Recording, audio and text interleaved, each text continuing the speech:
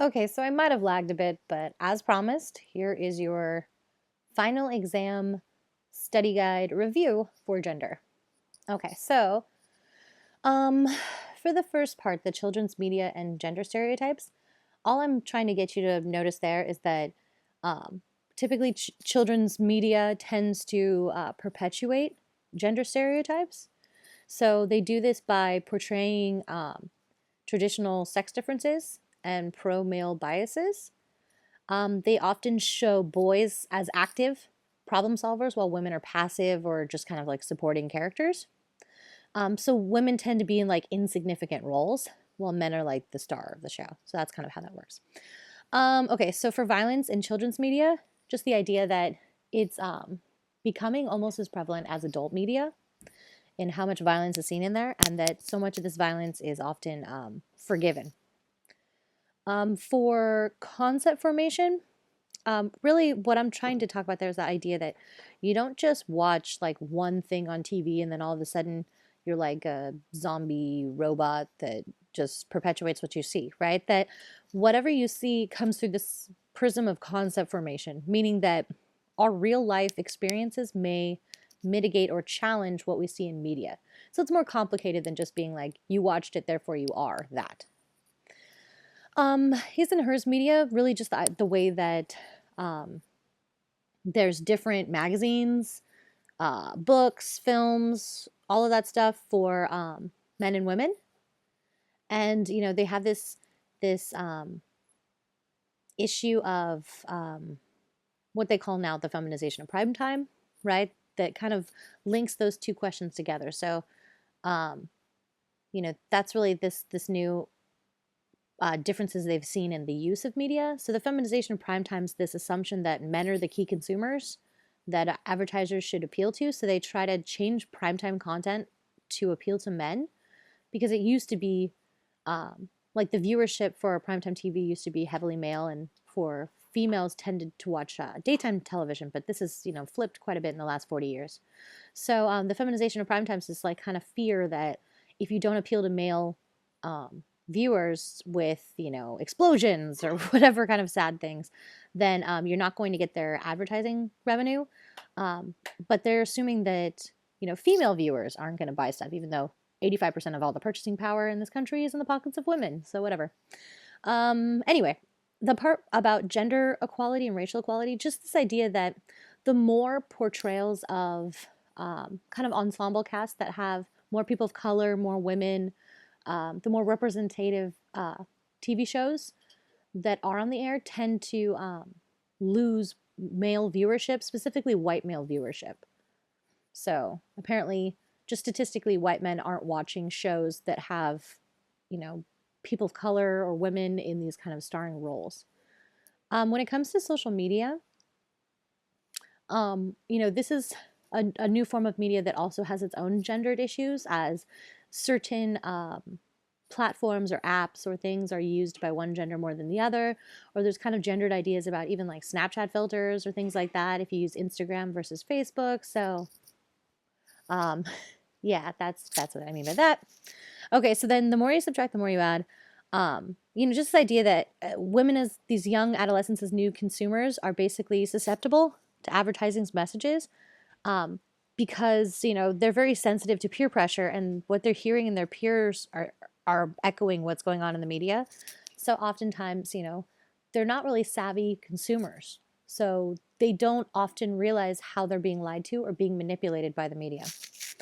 So series of losses just refers to the fact that women tend to lose self-confidence, ambition, and their voice once they become teenagers, and all the pressure becomes on how they look and finding a man. As far as the toxic cultural environment, really that's just this idea that Kilborn was arguing that, no matter how well we try and parent kids, they're still going to grow up in this culture that's, has these images that are very toxic, which puts people at risk for self-mutilation, eating disorders, and really just this double bind that tells young women that they have to be sexual and virginal at the same time, which is not possible. So the cutting, let's see. Oh no, worrying about weight. That's really just the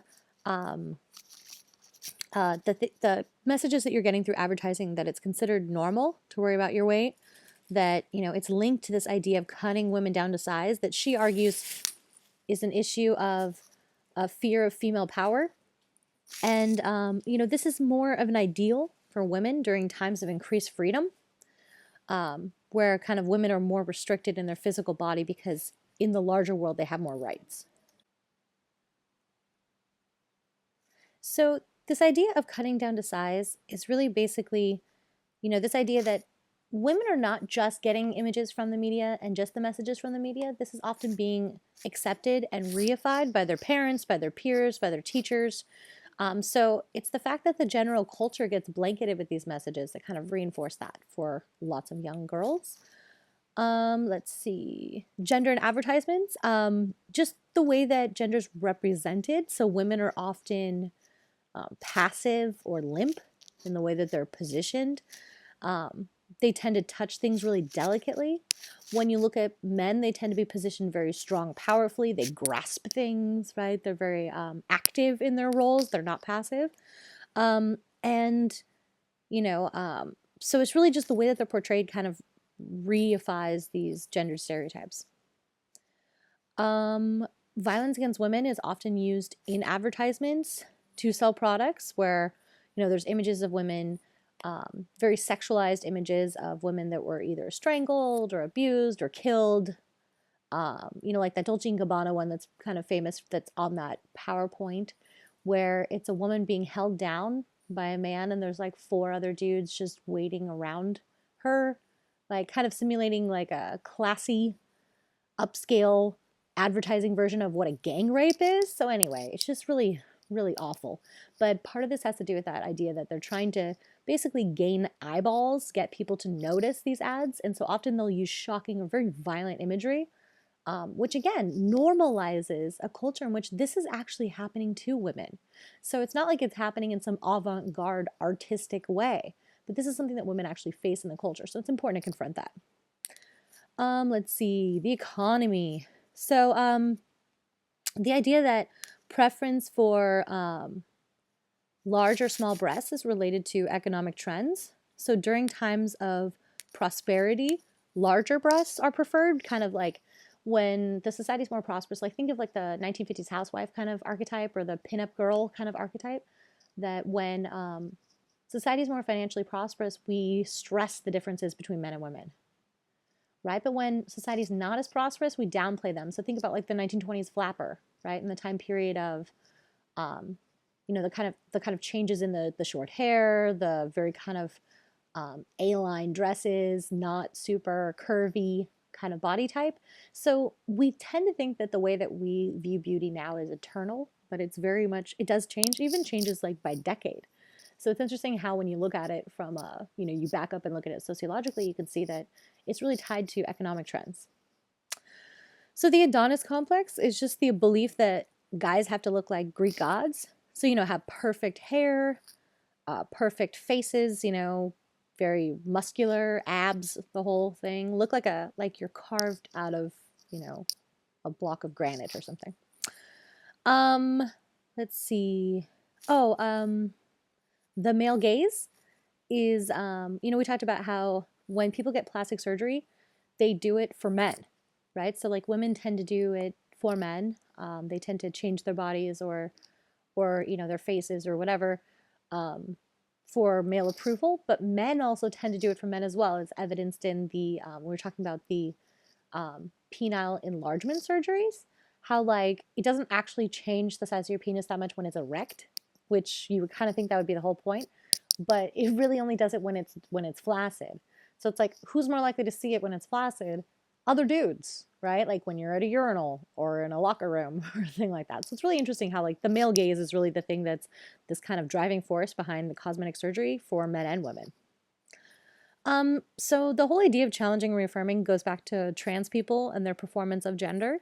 So obviously, they're challenging gender because they show it's a performance that's not tied to your biological sex assignment at birth, you know, by, you know, performing a different, a type or accepted version of gender. But also, many trans people choose to align themselves with existing dichotomous gender system. So in a way, yeah, that does also reaffirm gender instead of challenging it by being like, no, we're just going to create a different gender, right? It just kind of like people tend to get fitted back into the gendered system. So let's see, gendered sexual socialization peers. So different genders tend to get sexually socialized differently. So meaning that often adolescent girls want to refrain from sexual activity so that they won't be judged by their friends, while adolescent boys want to engage in sexual activity so they won't be judged by their friends. It's really like there's this like fear of peer judgment. Like if a girl has sex with someone or has any sort of like hookup with him, she's a whore. But if a guy does not get a girl to hook up with him, um, he is challenged on his masculinity or his sexuality. So it's kind of like this contest of like wills and peers and things where girls are trying to kind of preserve their own honor and guys are trying to get them not to so that they can kind of boost their own honor. It's like a really messed up system. Abstinence campaigns, basically try and get people to not have sex until they're in a heterosexual marriage. They often come from the fear of STDs and teen pregnancy, but they're really only effective, or the research has shown that they deter sexual activity, but only for about 18 months. So not very long.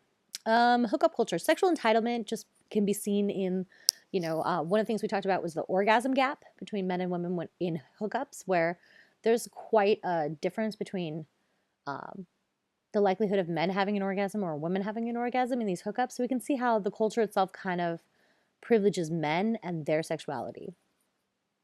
Centerfold syndrome is just the inability for some men to express or have feelings for women. So they will, instead to prefer to be, to objectify women, to, have trophysm, or they fear intimacy because they're really not comfortable actually being with a woman. They just kind of see them as a thing that they want to have sex with, right? And that there's a disconnect between that being also a person, which is so, so sad. Okay, so this one could be a little bit more confusing.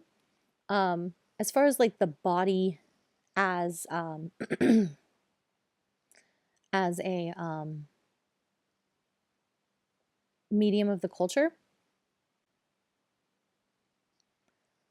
Let's see. Okay, so basically, it just means how our bodies are regulated basically by the norms of our cultural life. So meaning that the way that we use our time, our space, our movements of our daily lives are what gender is. So it's not really about ideology, it's not about thoughts, it's about what we actually do. So think about like with the docile bodies kind of thing.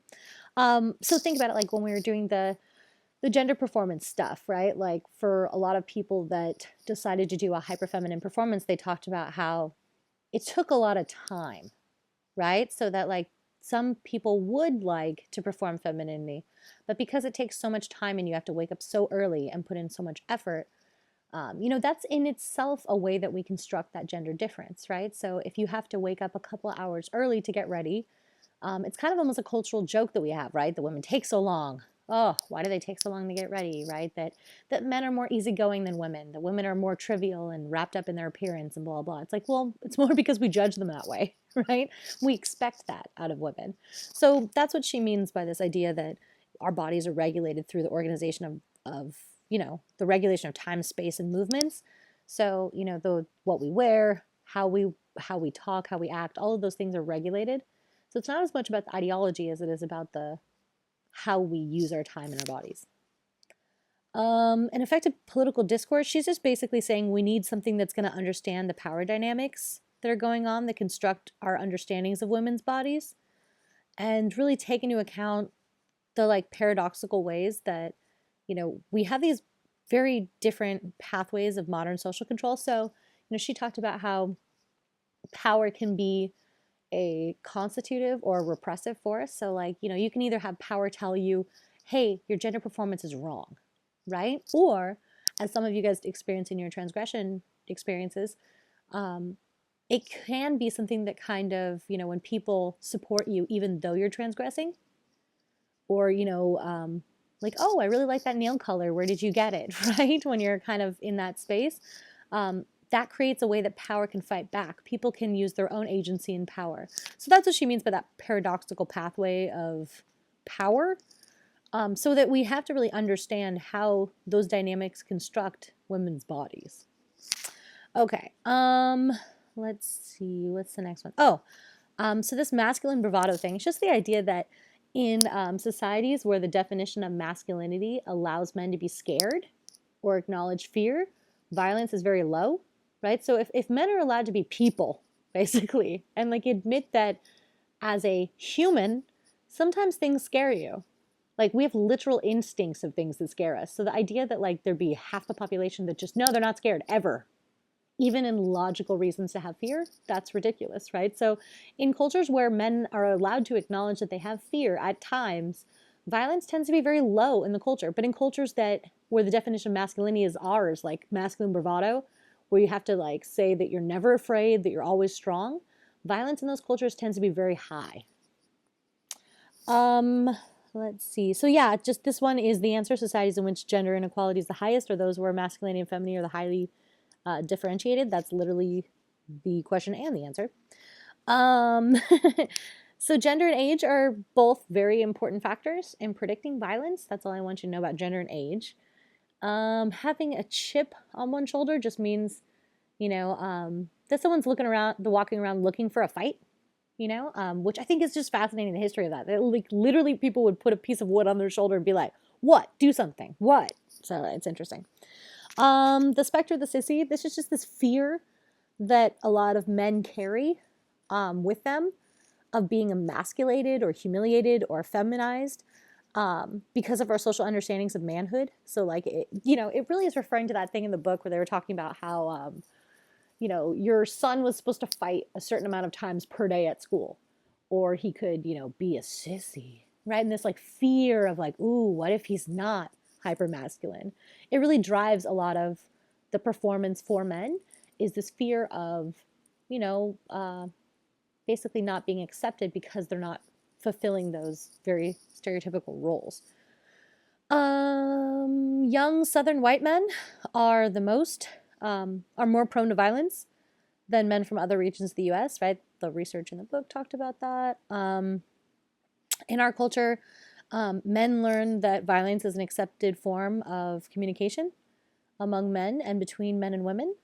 So that's kind of what I mean about the violence against women part. The overconforming is the idea that we live in a rape culture. So we have a culture that justifies violence against women, often delegitimizes their claims and blames their actions. So really, it's not that deviant for men to rape. It's simply overconforming to masculine sexual norms. That one's basically the answer too. The U.S. has the highest rates of reported rapes in the industrialized world. Let's see, research on DV, or domestic violence in same-sex couples, found that intimate partners were more likely to be the victims of domestic violence than they were to experience anti-gay hate crimes. And they were just as likely as heterosexuals to experience IPV or DV. So, this one's really, that's literally, again, what the answer, I feel like I'm just giving this one away, kind of. Some of these ones are super, super easy. Guns are symbols of masculinity. That's literally the question. Warrior ethos. It's just really that justifying violence and killing as a masculine thing. That's, been promoted in a lot of films. Actually, they talked about in the book how it came about after the Vietnam era. Kind of like after we had lost a military war of aggression, you start seeing like 1,000 Rambo movies and Die Hards, which really kind of like links this warrior thing to physical toughness in combat. So it means that being a man means controlling your space and having the ability to act on people and bodies within it. Let's see. Oh, linking guns. So really just the gun lobby has been linking meanings of masculinity to promoting guns. So they talk about security, family values, individual freedoms to try and promote gun ownership. For gang members, guns provide gang members a sense of power and a way to project their tough image. In the narratives of the men who carry concealed firearms, uh, you know, defending the family was a significant part of their accounts, but so was the fear of aging, right? So being able to protect themselves with a gun because they couldn't physically protect themselves otherwise. Let's see. And this dangerous neighborhood thing, right? So going into a dangerous neighborhood was associated with carried concealed weapons for male research participants because they saw, quote unquote, dangerous neighborhoods, meaning not white neighborhoods. So, meaning they saw black men as potential criminals and assumed that they were going to be violent and aggressive towards them. And so they thought that they could overcome the fear of a criminal other by restricting, they wouldn't have to restrict their behavior or movement because now they have a gun, right? Okay, so as far as the short answer essay questions, first one in regards to the film Misrepresentation, what do you think are the unique challenges women in leadership positions face today? So, you know, we also kind of went through this in other parts of the class as well, so you can pull stuff from there too. But how does the media impact these challenges? I want you to kind of focus on what the issues are still today for women that are trying to get into leadership positions and how the media can either help or hinder that. And then the second one's really much more of your own reflection. So, what insights or aha moment have you had during the course of this class, and how has the transgression project affected your understandings of your own gender? I know you wrote about it a bit in your paper, but I'm interested in seeing how you kind of apply that to just the overall course. So, that is that. I know I lagged. Sorry on that, but here it is, the end. Okay, thanks. Bye.